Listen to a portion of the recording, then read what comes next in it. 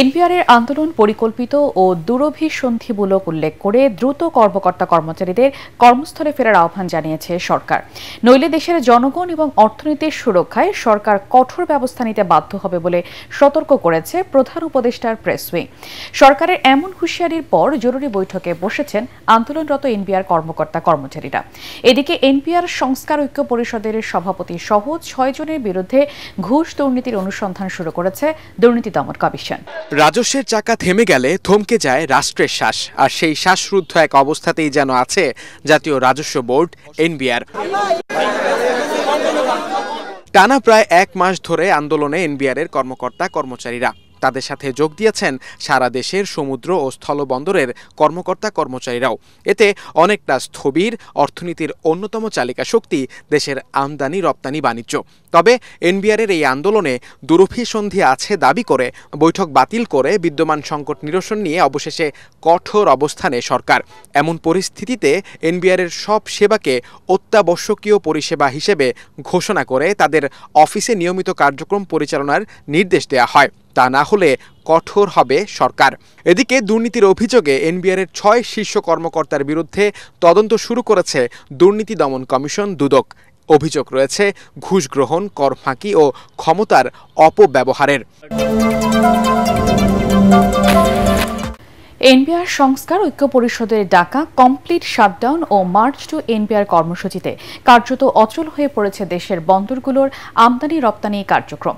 দ্বিতীয় দিনের কর্মবিরতিতে চট্টগ্রাম সমুদ্র বন্দর ও সকল স্থল বন্দর দিয়ে আমদানি রপ্তানি কার্যক্রম বন্ধ রয়েছে। এতে স্থবির হয়ে পড়েছে বন্দরের পণ্য খালাস, শুল্কায়ন সহ অন্যান্য দাপ্তরিক কাজ। ব্যবসায়ীরা বলছিলেন, আন্দোলন চলমান থাকলে ব্যবসায়ী ভোক্তা উভয়ই ক্ষতিগ্রস্ত হবে। এনবিআর সংস্কার ঐক্য পরিষদের ডাকা কর্মসূচির অংশ হিসেবে রোববারও চট্টগ্রাম বন্দরে কর্মবিরতি পালন করেছে কাস্টমস হাউসের কর্মকর্তা কর্মচারীরা। এর ফলে বন্দরে আমদানি রপ্তানি কার্যক্রমে স্থবিরতা দেখা দিয়েছে। পণ্য খালাস, শুল্কায়ন সহ অন্যান্য দাপ্তরিক কাজে অচলাবস্থার সৃষ্টি হয়েছে। বিভিন্ন শাখার কর্মকর্তা কর্মচারীরা কর্মবিরতিতে যাওয়ায় অফিসগুলো প্রায় ফাঁকা দেখা গেছে। চট্টগ্রাম কাস্টমস হাউসে শুল্কায়ন পুরোপুরি বন্ধ থাকায় কন্টেইনার পরিবহনও হচ্ছে না। কন্টেইনার না নিয়ে চট্টগ্রাম বন্দর ছেড়ে যাচ্ছে জাহাজ। ব্যবসায়ীরা বলছেন, আন্দোলন চলতে থাকলে ব্যবসায়ী ও ভোক্তা উভয়ই ক্ষতিগ্রস্ত হবে। এদিকে এনবিআর সংস্কার ঐক্য পরিষদের ডাকা কমপ্লিট শাটডাউন ও মার্চ টু এনবিআর কর্মসূচি অব্যাহত থাকায় চাঁপাইনবাবগঞ্জের সোনা মসজিদ, ব্রাহ্মণবাড়িয়ার আখাউড়া ও বেনাপোল স্থলবন্দরে সব ধরনের আমদানি রপ্তানি বন্ধ রয়েছে। তবে বেনাপোল চেকপোস্ট দিয়ে বাংলাদেশ ও ভারতের মধ্যে যাত্রী পারাপার স্বাভাবিক রয়েছে। আমদানি রপ্তানি বাণিজ্য বন্ধ থাকায় দুদেশের বন্দর এলাকায় আটকা পড়েছে শত শত পণ্যবাহী ট্রাক। রাজনৈতিক পালাবদলে জাতীয় রাজস্ব বোর্ডের সংস্কার করতে না পারলে দীর্ঘমেয়াদে দেশের অর্থনীতিতে নেতিবাচক প্রভাব পড়বে বলে মনে করছে আন্তর্জাতিক মুদ্রা তহবিল আইএমএফ। এনবিআরের চলমান আন্দোলনে সতর্ক দৃষ্টি রাখা হচ্ছে বলেও জানান সংস্থাটির ঢাকা মিশনের প্রধান ক্রিস পাপাজর্জিও। অনলাইন সংবাদ সম্মেলনে তিনি জানান, জাতীয় নির্বাচনের সম্ভাব্য তারিখ ঘোষণা করলে অর্থনৈতিক স্থবিরতা অনেকাংশে কেটে যাবে। বিদেশে বিনিয়োগ আসলে দেশের অর্থনীতি আবারও গতিশীল হবে বলে আশা আইএমএফের।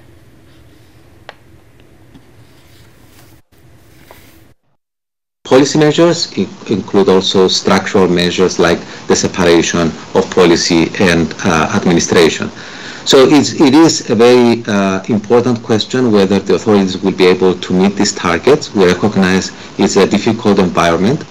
The timing of elections is related to investment sensitivity, especially from the externals, from foreign direct investment. In other words, as this uncertainty about elections and the timing remained, then you had a pause in investment, especially from outside the country. 16 July শহীদ দিবস এবং 5 August গণ অভ্যুত্থান দিবস হিসেবে পালন করার সিদ্ধান্ত নিয়েছে সরকার।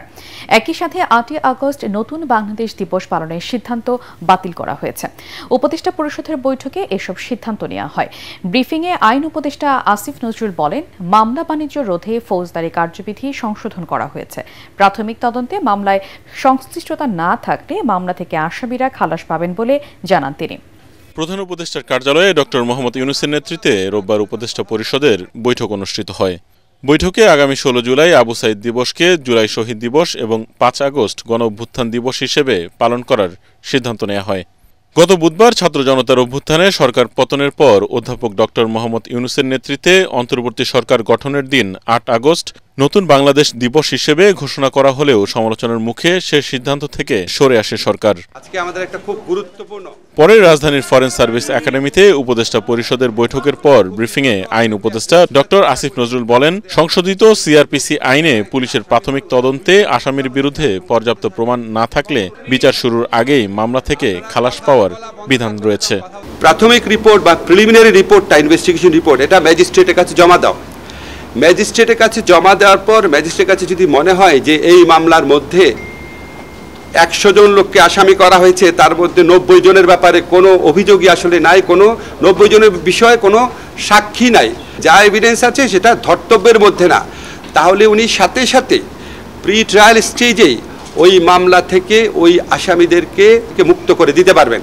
এই আইন কার্যকর হলে মামলা বাণিজ্য এবং হয়রানি কমে আসবে বলে জানান তিনি। পূর্ণাঙ্গ তদন্ত রিপোর্ট যখন জমা দেবে, পুলিশ যদি দেখে যে না, যাদেরকে ডিসচার্জ করা হয়েছিল তাদের কারো কারো বিরুদ্ধে আসলেই পরবর্তীকালে সাবস্ট্যান্টিভ সাফিসিয়েন্ট এভিডেন্স পাওয়া যাচ্ছে, তখন পুলিশ যে রিপোর্টটা আদালতে জমা দিবে, ইচ্ছা করলে ওনারা ওই ব্যক্তিদের নাম, তাদের নাম আবার ইনক্লুড করতে পারবেন। আসিফ নজরুল আরও বলেন, বাংলাদেশে জাতিসংঘের মানবাধিকার কমিশনের অফিস স্থাপনের বিষয়েও সিদ্ধান্ত নিয়েছে সরকার। বাংলাদেশে জাতিসংঘের মানবাধিকার বিষয়ক একটা অফিস হবে। এটা অফিসটা হবে প্রাথমিকভাবে 3 বছরের জন্য। এই 3 বছরের মধ্যে দ্বিতীয় বছরে যদি দুই পক্ষ মনে করে রিনিউ হওয়া দরকার, তাহলে সেটা বিবেচনা করে দেখতে পারবে। এর ফলে কোনো মানবাধিকার লঙ্ঘনের ঘটনা ঘটলে দেশীয় প্রতিষ্ঠানের পাশাপাশি জাতিসংঘের মানবাধিকার কমিশনও কাজ করতে পারবে। জুলাই ঘোষণাপত্র দিতে সরকার ব্যর্থ হয়েছে বলে অভিযোগ করেছেন জাতীয় নাগরিক পার্টি এনসিপির আহ্বায়ক নাহিদ ইসলাম। তিনি বলেন, এতে ছাত্র জনতার মধ্যে অস্থিতিশীলতার সৃষ্টি হয়েছে। কারো জন্য অপেক্ষা না করে আগামী 3 আগস্ট জাতীয় কেন্দ্রীয় শহীদ মিনারে জুলাই ঘোষণাপত্র ও ইশতেহার পাঠ করা হবে বলেও জানান তিনি। জুলাই অভ্যুত্থানের 1 বছর পূর্তি উপলক্ষে দলের কর্মসূচি ঘোষণা করে এসব কথা বলেন নাহিদ ইসলাম। জুলাই বিপ্লবের 1 বছর পূর্তি উপলক্ষে জাতীয় নাগরিক পার্টি এনসিপির মাসব্যাপী কর্মসূচি জানান দিতে রাজধানীর বাংলা মোটরে দলের কেন্দ্রীয় কার্যালয়ে সংবাদ সম্মেলনের আয়োজন করা হয়। এতে বলা হয়, আন্দোলনের সূচনার দিন 1 জুলাই থেকে মাসব্যাপী পদযাত্রা কর্মসূচি পালন করবে এনসিপি। দেশ গড়তে জুলাই পদযাত্রা শিরোনামে এই কর্মসূচি চলবে 30 জুলাই পর্যন্ত। রংপুরে শহীদ আবু সাইদের কবর জিয়ারতের মধ্য দিয়ে শুরু হওয়া পদযাত্রা দেশের 64 জেলা প্রদক্ষিণ করে রাজধানীতে এসে শেষ হবে। 16 জুলাই যেদিন শহীদ আবু সাইদ শহীদ হন, সেই দিনকে আমরা বৈষম্য বিরোধী শহীদ দিবস হিসেবে পালন করব এবং সারা দেশে শহীদদের জন্য দোয়া মাহফিল এবং স্মরণসভা অনুষ্ঠিত হবে। জুলাই ঘোষণাপত্র দেওয়ার বিষয়ে সরকারের সমালোচনা করেন এনসিপি আহ্বায়ক। বলেন, আন্দোলনের সময়ে শেখ হাসিনার পদত্যাগের 1 দফা ঘোষণা হয়েছিল যেদিন, সেই 3 আগস্ট কেন্দ্রীয় শহীদ মিনারে ছাত্র জনতার সামনে জুলাই বিপ্লবের ঘোষণাপত্র ও ইশতেহার পাঠ করা হবে। আশা করব সরকার তার প্রতিশ্রুতি অনুযায়ী 5 আগস্টের মধ্যে এই জুলাই সনদ রচনা করবে, সকল দলকে নিয়ে ফ্যাসিবাদ বিরোধী, যেখানে রাষ্ট্রের যে মৌলিক সংস্কারের রূপরেখাটি সেটি উল্লেখ থাকবে। যদি সরকার বা যে কোনো রাজনৈতিক দল সেটি সম্মত না হয়, এটি অবশ্যই আমাদের দায়িত্ব এই ঘোষণাপত্রটি জনগণের উদ্দেশ্যে, জনগণকে সাথে নিয়ে এই ঘোষণাপত্র রচনা করা। এনসিপি 5 আগস্টে ছাত্র জনতার মুক্তি দিবস পালন করবে জানিয়ে নাহিদ ইসলাম 8 আগস্ট নতুন বাংলাদেশ দিবস পালনের সিদ্ধান্ত থেকে সরকারকে সরে আসার আহ্বান জানান। সংখ্যানুপাতিক প্রতিনিধিত্ব পদ্ধতি এবং স্থানীয় সরকার ভোটের দাবি তুলে জাতীয় নির্বাচনকে অনিশ্চয়তায় ফেলে দেওয়ার ষড়যন্ত্র হচ্ছে বলে অভিযোগ করেছেন বিএনপির স্থায়ী কমিটির সদস্য মির্জা আব্বাস। তিনি বলেন, বিতাড়িত আওয়ামী লীগের কারও বিএনপিতে জায়গা হবে না। এদিকে কুমিল্লায় প্রবাসীর স্ত্রীকে ধর্ষণের সাথে আওয়ামী লীগ কর্মী জড়িত দাবি করে বিএনপির মুখপাত্র রুহুল কবির রিজভী বলেন, পতিত স্বৈরাচার দেশকে নানাভাবে অস্থিতিশীল করার চেষ্টা করছে। রাজধানীতে আলাদা অনুষ্ঠানে তারা এসব কথা বলেন। পুরনোদের সদস্যপদ নবায়ন ও 1 কোটি নতুন সদস্য সংগ্রহের ঘোষণা দিয়ে সারা দেশে চলছে বিএনপির ব্যাপক সাংগঠনিক কার্যক্রম। রাজধানীর ডিপ্লোমা ইঞ্জিনিয়ার্স ইনস্টিটিউটে রমনা থানা বিএনপির এই কার্যক্রমের উদ্বোধন করতে গিয়ে দলের স্থায়ী কমিটির সদস্য মির্জা আব্বাস বলেন, কোনো দুর্বৃত্ত যাতে দলে অনুপ্রবেশ করতে না পারে সে বিষয়ে নেতাকর্মীদের সতর্ক থাকতে হবে। এখানে বেশি বেশি আপনারা নেবেন যে কাদেরকে আপনারা সদস্য করছেন। প্রয়োজন পড়লে সদস্য হবে না কেউ, কিন্তু খারাপ লোক সদস্য করা যাবে না। একটা কথা মনে রাখতে হবে, দুষ্ট গরুর চাইতে শূন্য গোয়াল অনেক ভালো। তিনি অভিযোগ করেন, এক এক সময় এক এক দাবি তুলে একটি মহল জাতীয় নির্বাচনকে বানচালের ষড়যন্ত্র করছে। আনুপাতিক পিয়ার সিস্টেম, আনুপাতিক সিস্টেমে নির্বাচন না হয় তাহলে এই দেশে কোনো নির্বাচন হবে না। এক একজন একটা দাবি তুলে নির্বাচনকে পিছিয়ে এবং নির্বাচনের অবস্থা সর্বনাশ করে দিয়ে এই জাতি সর্বনাশ করতে যাচ্ছে। এদিকে জুলাই অভ্যুত্থানের বর্ষপূর্তি উপলক্ষে মঙ্গলবার থেকে ৩৬ দিনের কর্মসূচি শুরু করতে যাচ্ছে বিএনপি। নয়াপল্টনে এর প্রস্তুতি জানাতে গিয়ে দলের সিনিয়র যুগ্ম মহাসচিব রুহুল কবির রিজভী বলেন, পলাতক স্বৈরাচারের দোসররা নানা অপকর্ম করে দেশে বিশৃঙ্খলা সৃষ্টির চেষ্টা করছে। যে সেটা করেছে আওয়ামী লীগের একজন নেতা একটি হিন্দু পরিবারে গিয়ে যে অপকর্মটি করেছে, আমার মুখ দিয়ে বলতেও সেটা ঘৃণা লাগছে, সেটা আমাদের দলের নামে চাপিয়ে দেওয়ার চেষ্টা করছে। শেখ হাসিনা পালিয়ে গেছে, কিন্তু দোসররা যে ভিতরে আছে, প্রশাসনে আছে, বিভিন্ন সেক্টরে আছে। আমি অবিলম্বে মুরাদনগরের যে এই যে নোংরা এবং বাজে যে ঘটনাটি ঘটিয়েছে তার দৃষ্টান্তমূলক শাস্তি দাবির আমি জোর দেব। এদিকে মহাসচিব মির্জা ফখরুল ইসলাম আলমগীরের সাথে সাক্ষাৎ করে জাতীয় নির্বাচন, বিএনপির পরিকল্পনা সহ বাংলাদেশের সবশেষ রাজনৈতিক অর্থনৈতিক পরিস্থিতি নিয়ে আলোচনা করেন ঢাকায় কানাডার হাইকমিশনার অজিত সিং। পরে সংবাদ সম্মেলনে এক প্রশ্নের জবাবে বিএনপির স্থায়ী কমিটির সদস্য আমির খসরু মাহমুদ চৌধুরী অভিযোগ করেন, কুমিল্লায় প্রবাসীর স্ত্রীর শ্লীলতাহানির ঘটনাকে রাজনীতিকীকরণ করা হচ্ছে। সমস্যার সমাধানে না গিয়ে রাজনীতিকরণের পথটা বেছে নিলে এটা বাড়তে থাকবে এবং সারা দেশে অনেকগুলো ইনসিডেন্ট ঘটছে। দেশ নির্বাচনমুখী এবং নির্বাচন কমিশনও প্রস্তুতি নিচ্ছে দাবি করে তিনি বলেন, জাতীয় নির্বাচন নিয়ে কোনো শঙ্কা নেই। ঐকমত্যের আলোচনার গতি আশানুরূপ নয় বলে মন্তব্য করেছেন জাতীয় ঐকমত্য কমিশনের সহসভাপতি অধ্যাপক ডক্টর আলী রিয়াজ। তিনি বলেন, রাষ্ট্রের প্রতি সকল পক্ষের দায়িত্ববোধ আরও দৃঢ় হওয়া প্রয়োজন, অগ্রগতি দরকার বাস্তবায়নে। আলী রিয়াজ আরও বলেন, কমিশন জুলাই মাসের মধ্যেই জুলাই সনদ প্রকাশের যে প্রতিশ্রুতি দিয়েছে তা কতটা বাস্তবায়িত হবে সে বিষয়ে আশঙ্কা থেকেই যায়। বৈঠক শেষে বিএনপির স্থায়ী কমিটির সদস্য সালাউদ্দিন আহমেদ বলেন, যদি সব বিষয়ে একমত হতে বাধ্য করা হয় তা সঠিক হবে না। যেসব বিষয়ে ঐকমত্য হয়েছে তা দিয়ে জুলাই সনদ করা যায়। তবে জাতীয় নাগরিক পার্টি এনসিপির সদস্য সচিব আক্তার হোসেনের দাবি, বিএনপি ও তাদের সমমনা কয়েকটি দলের কারণে সংস্কার আটকে আছে। জাতীয় ঐকমত্য পোষণ হলে যে সমস্ত বিষয়গুলোতে দলসমূহ একমত হবে সেই বিষয়গুলো একত্রিত করে জুলাই সনদ বা জাতীয় সনদ স্বাক্ষরিত হওয়ার কথা। তা এখন এখানে যদি আমাদেরকে বাধ্য করা হয় যে এই সমস্ত বিষয়ে একমত হতেই হবে, সেটা তো সঠিক হলো না। আমি হতাশ নই, আমরা হতাশা কখনোই ব্যক্ত করি না, আমরা আশাবাদ ব্যক্ত করি। আমরা আশা করেছিলাম আবু সাঈদের শাহাদাত বার্ষিকীতেই আমরা সকলে মিলে এই সনদে স্বাক্ষর করতে পারবো। সেটা কতটা সম্ভব হবে সেটা আপনাদের উপর নির্ভর করে। আমরা খানিকটা শঙ্কিত যে সেই জায়গায় আমরা যাব না। তবে এটা আমি বলতে পারি যে আমাদেরকে অবশ্যই জুলাই মাসের মধ্যেই এই প্রক্রিয়ার একটা পরিণতির দিকে যেতে হবে। কতগুলো জিনিস তো স্পষ্ট, যদি সাংবিধানিক প্রতিষ্ঠানগুলোর স্বাধীনতা আমরা নিশ্চিত করতে না পারি, সংবিধানের সংশোধনীর ক্ষেত্রে গত 53 বছর আমরা যে ধরনের ব্যবস্থা দেখেছি, কেউ কেউ একে ছেলে খেলা বলেও বর্ণনা করেছে। ভবিষ্যতে সেটা আমাদের কোনো না কোনোভাবে জনগণের আকাঙ্ক্ষার বিপরীতে গিয়ে যেন কোনো রকম সংবিধান সংশোধন না হয়। নিম্ন আদালতের বিচারকদের শৃঙ্খলা বৃদ্ধি গ্রহণ করে সাবেক ভারপ্রাপ্ত প্রধান বিচারপতি আব্দুল ওয়াহাব মিয়ার দেয়া আদেশ স্থগিত করেছে আপিল বিভাগ। একই সঙ্গে ওই আদেশের বিরুদ্ধে আপিলের অনুমতি দিয়েছেন সর্বোচ্চ আদালত। বিচার বিভাগ পৃথকীকরণ সংক্রান্ত ঐতিহাসিক মাস্টার হোসেন মামলার রিভিউ আদেশে আজ এই সিদ্ধান্ত জানান প্রধান বিচারপতি সৈয়দ রেফাত আহমেদের নেতৃত্বে ৬ বিচারপতির আপিল বেঞ্চ। এই আদেশের ফলে সংবিধানের ১১৬ অনুচ্ছেদ নিয়ে হাইকোর্টের রিট চলতে আর কোনো বাধা নেই। রিভিউকারী আইনজীবী বলেন, নির্বাহী বিভাগের কাছে বিচার বিভাগের ক্ষমতা ছাড়তে রাজি না হওয়ার কারণেই সাবেক প্রধান বিচারপতি এস কে সিনহাকে দেশ ত্যাগে বাধ্য করা হয়েছিল। ফুল মাননীয় আপিল বিভাগ প্রধান বিচারপতির নেতৃত্বে ৩রা জানুয়ারি 2018 তারিখে যে আদেশটি গ্রহণ করেছিলেন জনাব বিচারপতি ওয়াহাব মিয়ার নেতৃত্বে, সেই আদেশটিকে স্থগিত করে দিয়েছেন। একই সাথে নিম্ন আদালতের যে শৃঙ্খলা বিধি আছে তা এই ইন দ্য মিন টাইম যে সময় আছে সেটি কার্যকর থাকবে। এবং একইভাবে আমাদের হাইকোর্ট বিভাগে যে রিট পিটিশনটি শুনানি হচ্ছে সংবিধানের 116 অনুচ্ছেদ নিয়ে, এই শুনানি যথাযথভাবে চলবে। এই 3টি আদেশের মাধ্যমে আজকের এই রিভিউ পিটিশনটি নিষ্পত্তি করা হয়েছে এবং লিভ গ্রান্ট করা হয়েছে।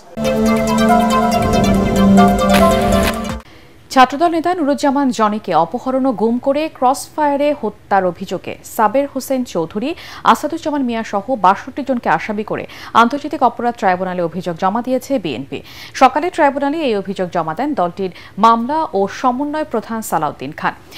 এরপর গণমাধ্যমকে তিনি বলেন, 2015 সালে জনি জেলখানায় এক বন্ধুকে দেখতে যান, সেখান থেকে তাকে অপহরণ করা হয়, পরে তাকে ক্রসফায়ারে হত্যা করা হয়। অ্যারেস্ট হয়েছে এটা দেখার জন্য তারা জেলখানায় গিয়েছিলেন। জেলখানা থেকে ওই দিন তাকে অপহরণ করা হয় এই 2015 সালে। এই যে তাকে অপহরণ করলো, অপহরণের পরের থেকে তাকে আমরা খুঁজে পাচ্ছিলাম না। তাকে গুম করে রেখে 2 দিন পরে অর্থাৎ 20 তারিখে, একদিন পরে 20 তারিখে ভোর রাত্রে 3টার দিকে তার বাড়ির সংলগ্নেই একটি পুকুর পাড়ে নিয়ে যায়, তাকে ক্রসফায়ারের নামে হত্যা করে। কুমিল্লার মুরাদনগরে প্রবাসীর স্ত্রীকে ধর্ষণের ঘটনা সর্বোচ্চ গুরুত্ব দিয়ে দ্রুত বিচার শেষ করা হবে বলে জানিয়েছেন আইন উপদেষ্টা ডক্টর আসিফ নজরুল। এদিকে ঘটনার মূল আসামি গণধোলাইয়ের শিকার ফজর আলীকে আদালতে আনা হয়নি, তবে ঘটনায় জড়িত অপর 4 জনকে আদালতে আনা হয়েছে। এদিকে ধর্ষণের শিকার নারী জানান, ধারের 50,000 টাকা দিতে না পারায় তার উপর নির্যাতন চালায় অভিযুক্তরা। এর আগে ঢাকা ও কুমিল্লা সহ বিভিন্ন স্থানে অভিযান চালিয়ে 5 জনকে গ্রেপ্তার করে পুলিশ। কুমিল্লার মুরাদনগরে বাবার বাড়িতে গত বৃহস্পতিবার বেড়াতে এসেছিলেন এক দুবাই প্রবাসীর স্ত্রী। পূজার আনুষ্ঠানিকতা শেষে রাত 11টার পর সনাতনী ওই নারীর বাবা মা বাড়ির বাইরে যান। এই সুযোগে অভিযুক্ত ফজর আলী বাড়িতে ঢুকে ওই নারীকে ধর্ষণ করেন। তার চিৎকারে বাড়িতে ছুটে আসেন স্থানীয়রা। পরে ফজর আলীকে ধরে মারধর করেন উত্তেজিতরা। কেউ কেউ ওই সময় ভিডিও ধারণ করে সামাজিক যোগাযোগ মাধ্যমে ছড়িয়ে দেয়, যা পরবর্তীতে টক অব দ্য কান্ট্রিতে পরিণত হয়। পরদিন শুক্রবার ভুক্তভোগী নারী বাদী হয়ে মুরাদনগর থানায় ধর্ষণ মামলা করেন। আসামিদের ধরতে শুরু হয় অভিযান। এ সময় ভিডিও ধারণ ও ছড়িয়ে দেওয়ার সাথে জড়িত সুমন, রমজান, আরিফ ও অনিককে কুমিল্লার বিভিন্ন জায়গা থেকে গ্রেফতার করে পুলিশ। আর স্থানীয়দের গণধোলাইয়ের শিকার ফজর আলী আত্মগোপনে যাওয়ার চেষ্টা করলে রাজধানীর সায়েদাবাদ থেকে তাকে গ্রেফতার করা হয়। জানা যায়, মূল আসামি ফজর আলী একসময় স্থানীয় আওয়ামী লীগের রাজনীতির সাথে জড়িত ছিলেন। যারা নির্যাতন করছে তাদের মধ্যে আমরা 4 জন গ্রেপ্তার করেছি এবং বাকিদের গ্রেপ্তারের চেষ্টা অব্যাহত আছে। জনৈক ফজর আলী তাকে দরজা খুলতে বলে সে দরজা না খুললে সে দরজা ভাঙিয়া প্রবেশ করিয়া তাকে ধর্ষণ। ভুক্তভোগী নারী জানান, ফজর আলীর সাথে টাকা ধার দেনার সম্পর্ক ছিল তার। বৃহস্পতিবার পাওনা টাকা আদায় এসেছিলেন ফজর। ওই সূত্রেই বাড়িতে ঢুকে তাকে ধর্ষণ করেন অভিযুক্ত। ফজর আলীর সাথে সম্পর্ক ছিল, মানে টাকা আনছিলাম। কত টাকা আনছিলেন? 50,000 টাকা ধার আনছি। এদিকে আইন উপদেষ্টা ডক্টর আসিফ নজরুল জানিয়েছেন, সর্বোচ্চ গুরুত্ব দিয়ে দ্রুত এই মামলার বিচার কাজ শেষ করা হবে। স্বরাষ্ট্র মন্ত্রণালয়ের সাথে সাথে ব্যবস্থা নিয়েছে। প্রধান আসামি সহ যারা এই ছবিগুলা ছড়িয়ে দেওয়ার কাজটা করেছে, অত্যন্ত দায়িত্বহীন অপরাধমূলক কাজটা করেছে, সবাইকে গ্রেফতার করা হয়েছে। আপনারা জানেন আমরা ধর্ষণ সংক্রান্ত যে আইন আছে সেটার অ্যামেন্ডমেন্ট করেছি। দ্রুততম সময় আপনারা মাগুরার ক্ষেত্রে আপনারা বিচারও দেখেছেন। এটা আমরা সর্বোচ্চ গুরুত্ব দিয়ে এই ঘটনার বিচার করব, এটা আমরা বদ্ধপরিকর। শুধু এটুকু জানা। এ ঘটনায় স্থানীয় হাসপাতালে গণপিটুনিতে আহত মূল আসামি ফজর আলীর চিকিৎসা চলছে। দুদক কর্মকর্তা পরিচয় এনসিপি নেত্রী ডক্টর মাহমুদা মিতুর কাছে 1 লাখ টাকা ঘুষ দাবি করা প্রতারক চক্রের 4 জনকে আটক করেছে কমিশন। সংস্থাটি জানায়, দুদক কর্মকর্তা ও সাংবাদিক পরিচয় দীর্ঘদিন ধরে প্রতারণা করে আসছে তারা। এর সাথে কমিশনের কেউ জড়িত কিনা তা খতিয়ে দেখা হচ্ছে। দুদকের ক্লিয়ারেন্স দিতে এনসিপি নেত্রী ডাক্তার মাহমুদা মিতুর কাছ থেকে 1 লাখ টাকা দাবি করা হয়। যে অডিও হাসনাত আবদুল্লাহ পোস্ট করলে সমালোচনার মুখে পড়ে দুদক। ওই ঘটনার অনুসন্ধানে নেমে রাজধানী থেকে 4 জনকে আটক করেছে কমিশন। আটককৃতরা জানান তারা একটি গ্রুপে কাজ করেন, তবে মূল হোতা আটক হয়নি। আমি আসলে ওরকম ভাবে করিই নাই, আরমানে করে, আজমিরে করে, ওরা আমার অফিসে আসে। এত পরিচয় সাংবাদিক পরিচয় দিচ্ছেন কিভাবে দিচ্ছেন? আমি আমার কোনো কারণ নেই, আমি সাংবাদিক পরিচয় দিই নাই। এটা সোহাগ দিচ্ছে, যে সোহাগ, এটা ডিজে সোহাগ বলে আর কি ধরছে। ওই যে ওদের সাথে টাচে পাইছে এই জন্য। কত টাকা পাইছেন এখন? আমার কাছে কোনো টাকা নাই এবং আমি পাই নাই। ক্যামেরা সোহাগের, ওই যে ডিজে সোহাগ। এটার সাথে কোনো কিছু জড়িত না। আমার ডাইকে নিয়ে কমিশনের কর্মকর্তারা জানান, দুদকে মামলার কথা বলে প্রথমে ফোন করা হয় টার্গেট ব্যক্তিদের। এরপর সাংবাদিক সেজে তা সমঝোতার চেষ্টা করেন। পেশাদার সাংবাদিকদের মতো ক্যামেরা, মাইক্রোফোন, ভিজিটিং কার্ড সহ সবকিছু আছে তাদের কাছে, যেগুলো জব্দ করেছে দুদক। দেখেন, একটা বোমা মেশিন, এটা কিন্তু খালি। সে যখন এই প্রতারক চক্র যখন যেই টিভির কার্ড ব্যবহার করতে হয় সেইখানে ওই স্টিকার বসিয়ে দাঁড় করে যায়। দুদকের ভেতর থেকে তথ্য না দিলে টার্গেট ব্যক্তিদের কিভাবে প্রতারকরা ফোন করছে এমন প্রশ্নে দুদক মহাপরিচালক জানান, তাদের কেউ জড়িত থাকলে ব্যবস্থা নেওয়া হবে। এটা তারা প্রফেশনাল প্রতারক, তারা 300 জায়গায় ফোন করলো, যদি 3টাও যদি তারা প্রতারণা করতে সক্ষম হয়, মামলা তদন্তকালে যদি দুর্নীতি দমন কমিশনের কোনো কর্মকর্তার নাম উঠে আসে, তার বিরুদ্ধেও কঠোর শাস্তিমূলক ব্যবস্থা নেই। দুদক কর্মকর্তা সেজে প্রতারণার সময় এর আগেও এই চক্রের সদস্যদের গ্রেফতার করা হয়েছিল। জামিনে বের হয়ে ফের একই কাজে জড়িয়ে পড়ে তারা। আশ্চর্য হবেন, এই প্রথম যে 3 জন আছে, মোহাম্মদ সেলিম, এই কিন্তু ওই মামলাগুলোতেও কিন্তু আসামি ছিল এবং জামিনে বের হয়ে এসে সে কিন্তু এই কাজের সাথেই সম্পৃক্ত হচ্ছে বারবার তারা কিভাবে জামিন পাচ্ছেন সে বিষয়ে কথা বলেন দুদকের মহাপরিচালক। বিজ্ঞ আদালত নিশ্চয়ই সিদ্ধান্ত প্রদান করবে।